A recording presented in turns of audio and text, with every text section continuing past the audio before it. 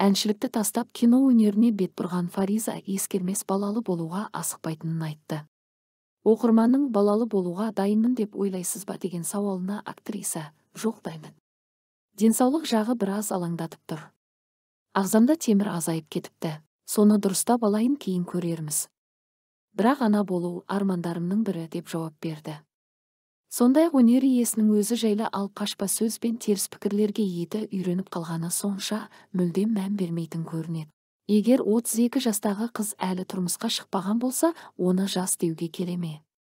Деген сұрақта жауапсыз қалмады. Тұрмысқа шығу деген сөзді біздің қоғам миымызға сіңіріп тастады. Қанша дегенмен қазіргі таңда тұрмыста бақытты өмір сүріп жатқан әйелді кездіру екіталай. Қысқасын айтқанда, мұның бәрі бос әңгіме. Ешкімді тыңдамаңыз.